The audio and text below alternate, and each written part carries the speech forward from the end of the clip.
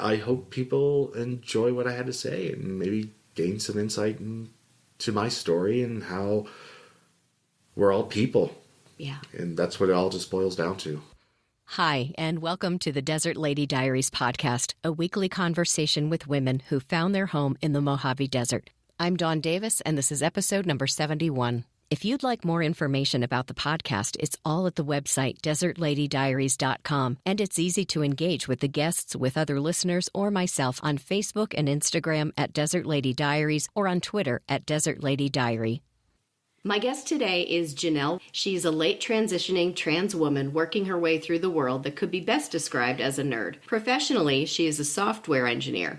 Her hobbies and interests are vast: home brewing, steampunk cosplay, Lego, off-roading, hiking, backpacking, making music. Her brain goes into serious overdrive with her interests, so they're constantly waxing and waning. She loves to learn new things that interest her. Welcome to the podcast. Thank you. I'm glad to be here. So, as always, the first question is, what was your first experience with desert? So my first experience is when I got out of the Air Force in 97 and moved to Yucca Valley. I'd never personally seen a desert except in National Geographic. And I grew up on the East Coast in Georgia, so I'm used to green and bugs. And I get out here and I'm like, oh, well, this is different. It's not what I'm used to. But, Right. It didn't take me long to see the beauty of it. That was my first experience. And what brought you to Yucca Valley from the Air Force? My ex-wife.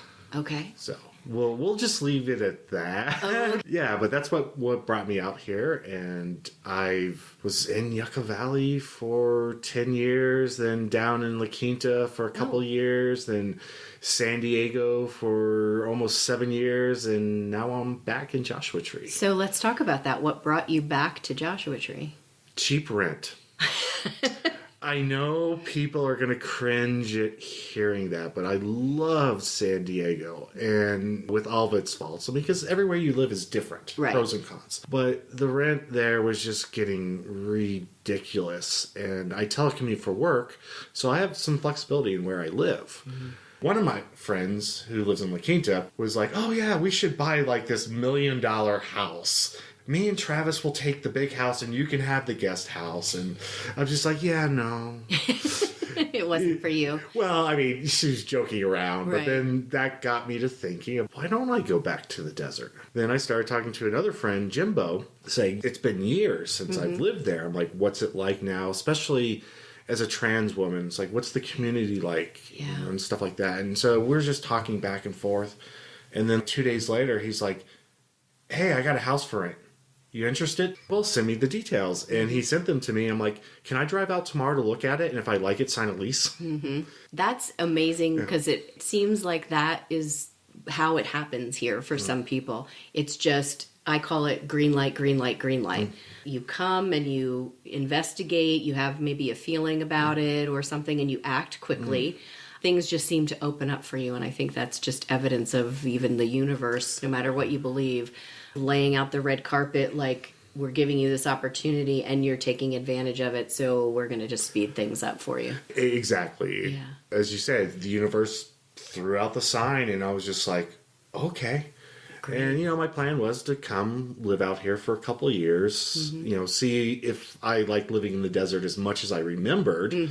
Now that I'm older, because I'm also planning for retirement. And sure. Why not come back to the desert for a year, see how it goes? And now it'll be 2 years in April. So, okay. So apparently it looks like I'm staying. Staying, yeah, for sure. So you knew people then before you moved back to Joshua Tree, because you had lived here in Yucca Valley. Did you have a network of people that you still knew, or was that a different crowd because it was a different situation? It definitely was a different crowd. Okay. My friend Jimbo is the only one here in the desert that I have even remotely kept contact with, even though I have friends down in the valley that I kept contact with. But, the valley's an hour away. It's not, they're not, it's not convenient here, right. The way I look at it. So, yeah, it was only Jimbo that I knew when I decided to move back.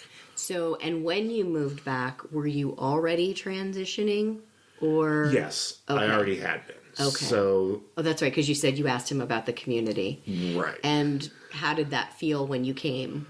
I was very nervous. It was probably the only concern I had about coming here. What's the community going to be like? And I found very quickly, no one really seems to care.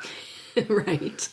And I was very surprised because coming from San Diego, I had issues. Nothing major, but Which is interesting because it's a major metropolitan area, and, you see the news about politics and how the elitists, quote unquote, are in the cities and in the urban areas that have more experience or with a diverse population than a rural does. And there's an example of maybe not. It's not always true. Right. And I was very pleasantly surprised That's about great. how good the community is out here. So when you did get here and you knew Jimbo, how did you start getting back into the community and meeting people? What were some of the things you did? Well, I'm pretty much a homebody, so I'm going to have to go with... Which is great for working at home. Well, yeah, except for, I'm always at home, and then I just get cabin cagey, fever, right? and I'm like, I got to go do something. But honestly, I met some people through Jimbo. I finally got to meet his wife, Cheryl, and met a couple people through them, but mostly, it's actually kind of a funny story. I was at Sam's Market, and it was like one Friday night, and of course the line's long, and I'm like, I just want my booze so I can go home and watch Netflix. Come on, get this line moving. And I hear someone behind me talking about Dungeons and Dragons. I just turn around, and I'm like, well, I would love to come play Dungeons and Dragons with you. I didn't even know who this person looked like before I turned around. And that's how I got to meet one of my good friends, Christopher, and then Kimberly. And then I got to meet a ton of people because Christopher is like a mad DM. Like, if he could play Dungeons and Dragons 24/7, I think he would. He should just set up like a YouTube, like a camera, and put it up on YouTube. Yeah. People watch people playing games all the time. That's a thing. I'm kind of surprised he hasn't done that. Maybe I'll bring it up next time I see him. But I've met a lot of people through him, and that's kind of where it's ended because the social scene in Joshua Tree is kind of odd to me coming from the city. There are things that go on. There's definitely things that go on. A lot of the things that go on, I'm kind of like, oh, how many times can I go to the same art gallery? Or, how many times... I would love it if there was a great dive bar here. Yeah. That would be awesome. Because that's usually kind of like what I used to do. Where the characters are and stuff like that. And I think those are here, but to your point about even a rural community, sometimes you just don't know what you're walking into. And that's a concern. Well, another thing I found being here, it's kind of hard to find stuff if you're not a local. You can look in downtown Joshua Tree and you see the stuff, but there's so much stuff that goes on that's, unless someone knows about it, you have no idea it's happening. And then you find out it happened, and I would have been like, yeah, I totally would have got out of my pajamas on a Friday night to go do that had I known. And maybe that's just time in the community and figuring that stuff out. When you lived in Yucca Valley, compare for me living in Yucca Valley to living in Joshua Tree. No offense to all Yucca Valley people, but I really feel the town deserves its name because it's kind of yucky. I know it's getting better, but when I lived out there, it was mostly just a lot of rundown businesses and a few big box stores. I think when I lived out there, Walmart hadn't even shown up yet. Home Depot definitely wasn't there. And it was just kind of like, okay. As far as the town went, this place is a bit strange, but I worked down the hill, so every day, I had opportunities to see quote-unquote real stuff and selection. But Yucca was just kind of... Well, it's a lot of retail on the highway, corporate names that everybody's familiar with. And maybe I just don't know enough about it myself to know, but it doesn't appear... I think things are changing down on the end where Frontier, the coffee shop, is. And now there's yoga there, and I think some folks in the areas are opening up some other galleries or stores, vintage stores, things like that. But that's on the Old Town side. And maybe it'll start to infiltrate, but I feel it'll be hard. From when I used to live there, now being back, it's definitely changed. You're starting to see some more those eclectic independent shops, which I love. And they seem to fit in more from where I sit in the desert. You know, there's that quirky feel that people think about when they think of the desert, and I feel like Joshua Tree fights very hard as a community to keep that going. Not only for the tourists, but for ourselves, because we like it. Well, that's one of the things I've always viewed the desert is weird. And that's not bad. No. Well, I mean, depending on your perspective, it could be, but to mine, that's what makes the desert awesome. You never know what you're going to see. Right. And for whatever reason, everyone comes out here. Everyone has a different reason. And so, yeah, you might be driving down a road and see someone decorated their yard in all these weird sculptures and go, okay. Some of those are interesting. Some of those are creepy, but I kind of love it. And then, you have your normal just desert landscape, but you do kind of see a lot of random art here, which I cool. like. Yeah. I think that's what makes it too, like you said.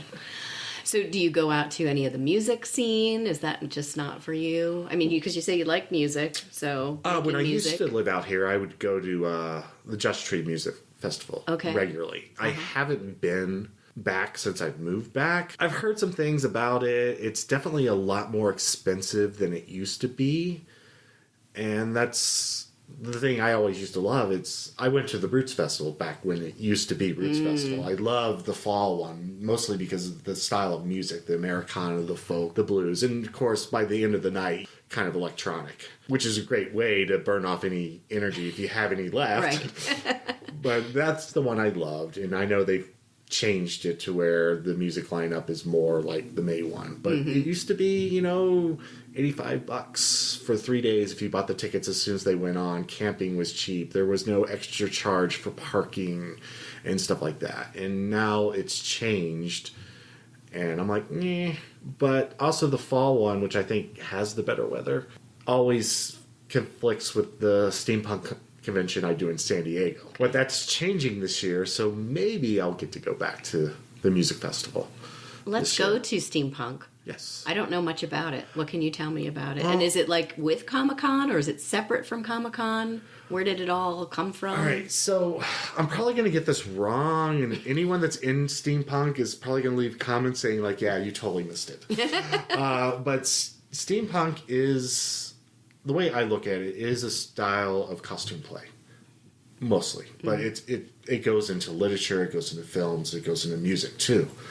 But mostly for me, it's all about the costume. And the idea is you take Victorian era costumes, whether you're looking at fashion from Europe or the Wild West stuff. And the idea goes that what would we do if this style of clothing persisted into the modern age, but we never left steam-powered technology? So a lot of it, people just do straight-up historical reenactments. Then other people go, well, I'm going to build these clockwork bits or steam-powered looking things and put them onto my costume. It's very wide and vast. And as a creative person, you have a ton of liberty. So normal cosplay is, I'm doing this character from the comic books, the movies, anime or whatnot. And it's pretty strict if you want to do it. But steampunk's like, well, here's the base. Go crazy. Folding wings, flapping wings, my goodness. Big guns. Some of the best ones I really love are the ones that do the British military uniform. If I've seen any, I like those that have like the goggles and goggles, top hats are always seem to be present. That's a staple. For women, usually corsets with high-low skirts are kind of the staples. But you can really do it however you want. So the year before, there was this random theme that came up between me and my friends about me being the Mermaid Slayer. Because they're just like, well, my hair is not really dyed right now, but then it was. And there's like, the only way you get hair that beautiful is from the blood of mermaids. And that's what you dye with your hair. And it was just kind of like this ongoing joke. But as I was driving home that year from the convention, I was like, that's going to be my theme for next year. Oh my gosh. And, awesome. Technically it's not steampunk, but still went with a lot of bronze and copper colors. I made this trident out of bent copper tubing and decorated it with seashells all over it and seashells all over me and, of course, goggles. Yes. Of course. There was so now present. at like a regular Comic-Con, say, that's kind of turned into a whole Hollywood thing almost, where they have these panels and people from the movies about the comics come and speak, and even TV shows. So is there that kind of thing happening at the steampunk one, or are there visuals, movies or anything? The convention I go to in San Diego, and it's not the only steampunk convention. It's called Gaslight Expo. You do have a vendor hall. You do have panels. The panels could be anything from someone talking about whatever steampunk related topic they wanted to. And then you get ones that talk about how to do costuming. And then you have some that are actually workshops where they teach you how to make this stuff. They give you the supplies. Oh, wow. And, show you how to make it. I mean, they are very simplistic things for the most part, but I mean, you have everything there, and there's someone there going, well, this is what you do. Cool. And so it's like Comic-Con, but it's a lot smaller, and it's a lot more intimate. Okay. I've met so many people for the 3 years that I've been going there, because it is so small. You keep running into the same people over and over, and you build friendships, and that's what I love about it. The steampunk community as a whole is very opening, very welcoming, and we're all just a little weird. So when we see the same weirdness, it's like, I like you. Yeah, exactly. Well, and I feel like that's a bit about here, too, where we live. It's a similar thing. Many people come because they either fall in love with that spirit of the desert that hits them, or they feel like maybe they're not fit for consumption in other places. So, let me go out to the desert and have my space, and maybe I'll run into somebody that I... Let's switch gears a little bit and talk about this being a late transitioning trans woman. At what age were you when you had this realization that I need to do this for myself? That's actually a very good question. It did come down to the point that I have to do this. And that was... I'm really bad at dates. It's okay. It doesn't need to be exact. But so I was 42, 43 when it finally hit me. And I was like, yeah, let's get into therapy. Let's start talking to somebody. And it didn't take long to be in therapy to realize that if I was going to have a chance at being happy, that I was going to have to take this huge step in life and transition. I'm interested to know, because I've heard it one other time, so I want to hear about your experience with this. Probably about 3 or 4 years ago, I was at a women's conference in West Hollywood, and one of the panelists was Our Lady J. Are you familiar? The name sounds very familiar. Okay, so also a late transitioning trans woman who then became one of the first trans writers for Transparent. And now she's writing for another show, or actually maybe even producing. It's called Pose or Poser. But in the panel, she talked about transitioning from being a man, presenting as a man, to presenting as a woman, and the differences that were so obvious to her, one of which was, she said, now that I'm in meetings presenting as a woman, I find that my ideas, things I have to say, are maybe not taken quite as seriously as when I was presenting as a man. And that really stuck with me as something that, as a society in general, I don't think we pay enough attention to. I think it's coming to the fore now, most definitely. But have you experienced that? Oh, yeah. If I'm talking to someone on the phone, no, because, immediately assumptions are pegged made as male. Right. But especially in my industry, when I'm emailing people that don't know me, and there's a vast difference in the way I'm treated. It's shocking. I mean, I've heard about it.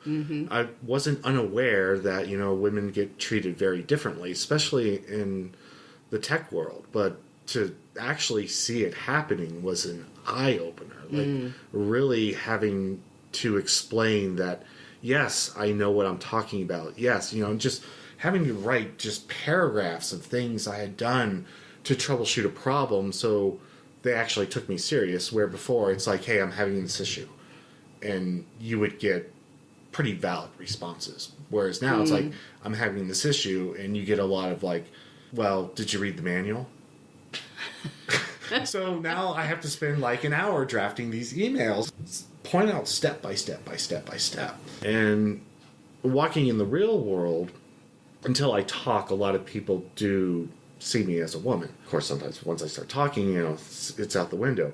But I've noticed, especially like when I'm at Home Depot, wow, I've never had so many people so eager to help me in my life. Where before, it was just like, hey, whoa. Yeah. All right, let me go chase you down. Now it's just like, oh, ma'am, do you need any help? It's like, well, God, yes.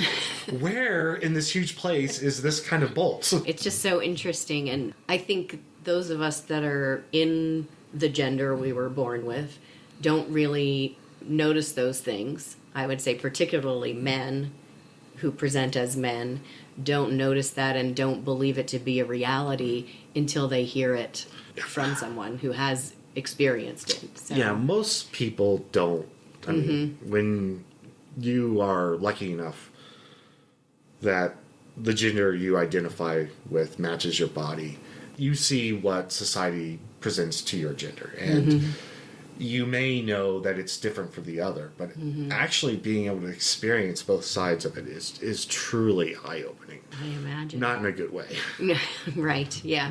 Well, and I imagine that the billboard, are you familiar with the billboard on the highway? Through Facebook. I never personally saw it because I rarely go in that direction. Down to 29. Okay, so let me just back up, letting someone know who's listening that isn't aware.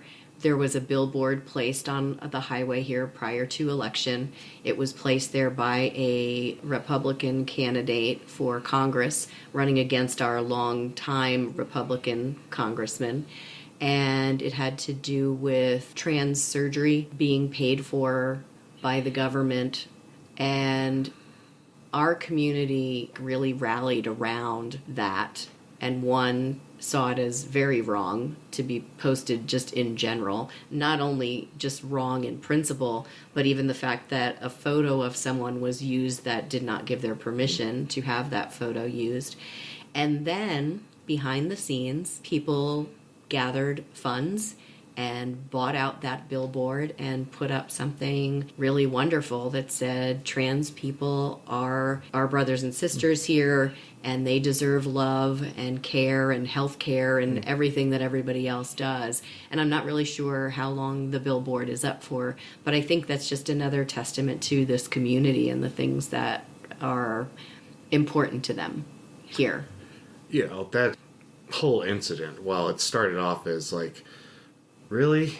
You're going down that route in your campaign? Okay. Right. Not surprised, not shocked, but there we go. And then, as you said, the community came together and put up this wonderful message. It was just like, that's the way you fight back at this stuff. With love and compassion. Right. So when I reached out to you for this interview, you were a little surprised. Yeah, I was a lot surprised because I'm not active in the community. To me, I'm just a person. Just go about my life. I do my stuff. Joshua Tree is known for its artist community. But I mean, I don't do art. I'm not part of it in that. I'm just like, wow, she wants to interview me? I was like, well, I mean, if she wants to, obviously she has an idea why. I'll say yes, but it was surprising. Yeah, well, part of doing this is not only to talk with women that have been here for a long time and talk about the history of, the place and how they got here. When I interviewed the ladies out in 29 Palms, that's what they had a lot to offer. And I have interviewed many of the local musicians and artists that are here. I was at the Bazaar in Landers in the fall, and it's kind of a flea market craft sale kind of thing. Yeah, that's where I've heard that name. Yeah.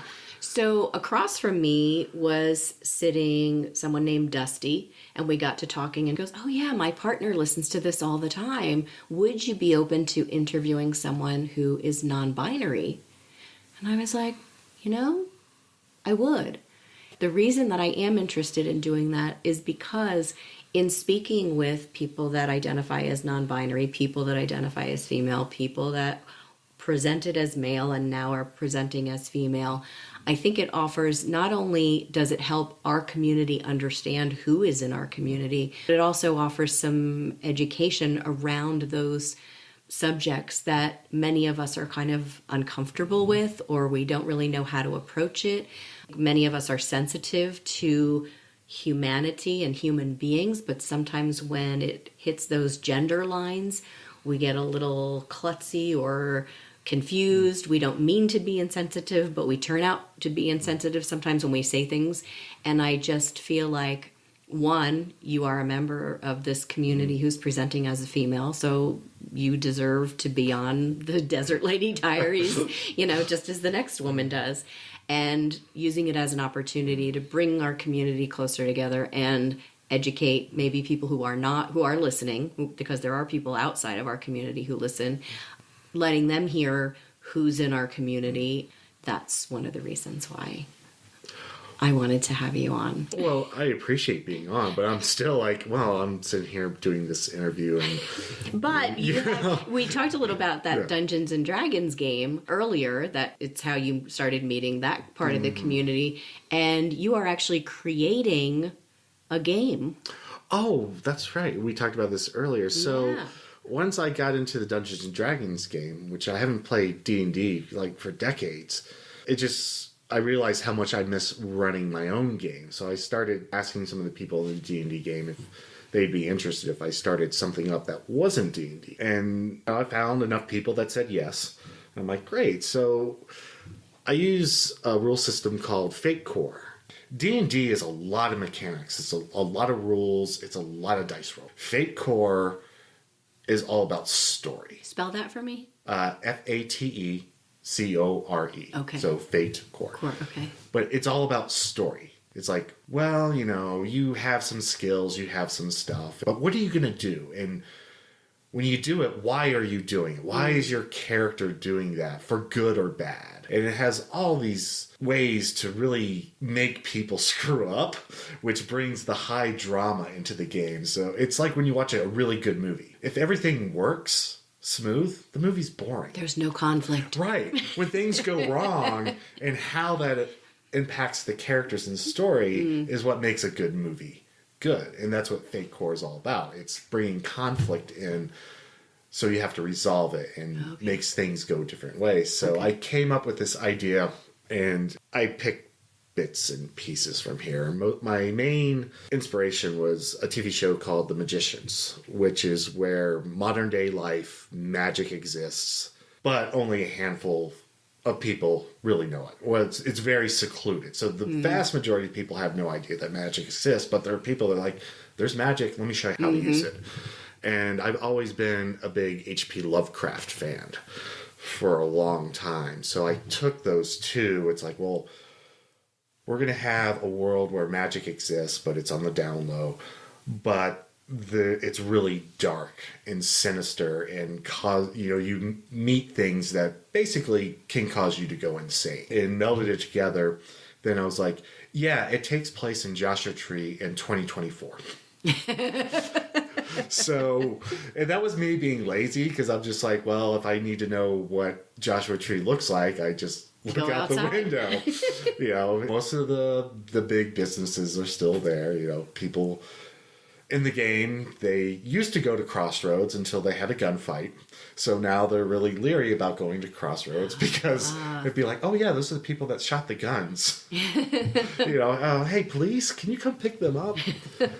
Yeah, it's this mixture of Lovecraft and underground magic in Joshua Tree. So where in the process are you of, is it ready to be played, or are there other things that need to be done before it's ready? Or? We've been playing we have a really relaxed schedule. We try to get together about once a month, and schedules don't always work. So we started playing in October, and we haven't played yet this year because holidays and stuff like that. Yeah. So it should be resuming very soon. Okay. Great. So if somebody's interested in that, they're listening, they can reach you through your Instagram?